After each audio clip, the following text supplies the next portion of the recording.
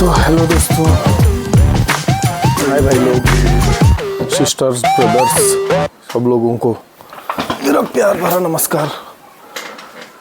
आज हम बात करेंगे एक ऐसे मुद्दे पर जो आपकी कार, बाइक, जो आप पेट्रोल या डीजल डलवाते हैं, उस टॉपिक पे आज बात करेंगे। क्या आप जो पेट्रोल डीजल डलवा रहे हैं वो आपकी गाड़ी के लिए सेफ़ है या नहीं सेफ़ है, ये क्या आप ये जानते हैं? नहीं जानते, क्योंकि सरकार ने आपको कुछ बताया ही नहीं है। क्योंकि सरकार का फ़ायदा है ना उसमें। E10 बोल के 5 साल पहले से एक पॉलिसी आई थी कि 1 लीटर पेट्रोल में 10%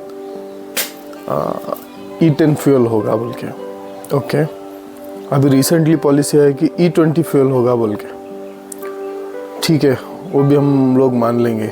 जब आपने 2023 में कार या बाइक खरीदी है आपने, उस गाड़ी को जब आप पेट्रोल डलवाओगे वो तो कॉम्पिटेबल ही नहीं है। बोले तो E20 पेट्रोल के लिए वो गाड़ी रेडी ही नहीं है अभी चलने के लिए। अभी फिटनेस सर्टिफिकेट में आपको पर्सनल यूज़ व्हीकल्स पे 15 साल रहता है उसका फिटनेस वैलिडिटी, कमर्शियल व्हीकल्स पे रहता है 10 साल वैलिडिटी। तो 10 साल तक या 15 साल तक आपका गाड़ी चलेगा ही नहीं, 3 या 4 साल में रुक जाएगा। भारत की सरकार ने पेट्रोल में 20% एथेनॉल मिक्स करने की बात की है।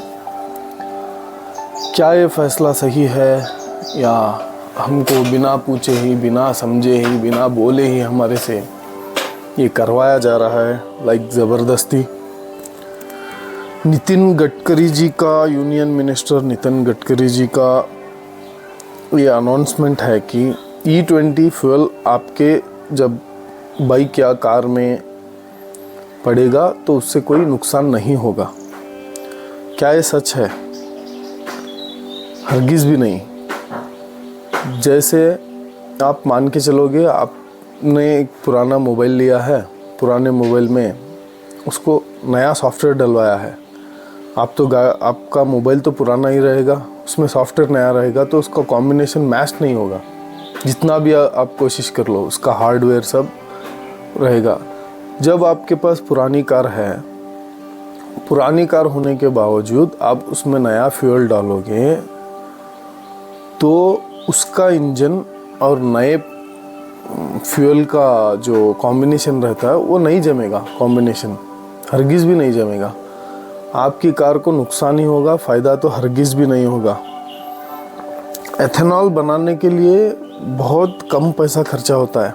वो शुगर केन से बनता है, कुछ केमिकल वगैरह मिला के उससे लाइक पेट्रोल में मिक्स करने के लायक बनाते हैं। बट जो आपकी कार की परफॉर्मेंस रहती है ना, वो परफॉर्मेंस नहीं रहेगी।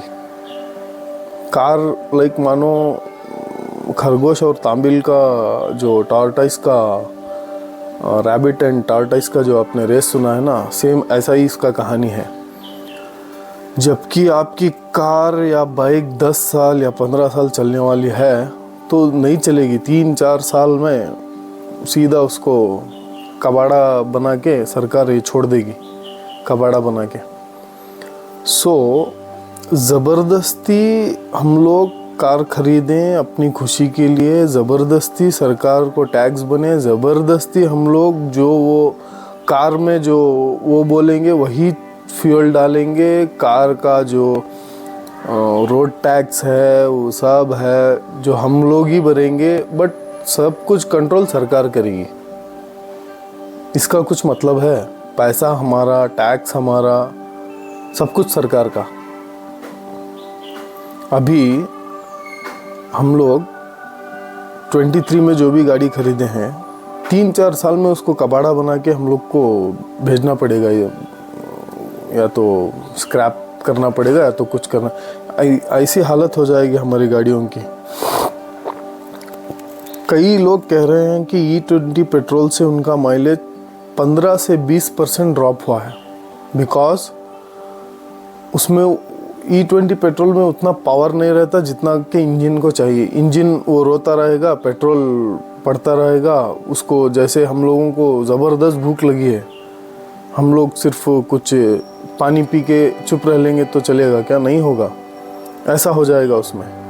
सो दोस्तों, हम लोगों को या तो सरकार से निवेदन करना चाहिए, सरकार को हम लोगों को बोलना चाहिए कि E10 ही कॉम्पिटेबल है।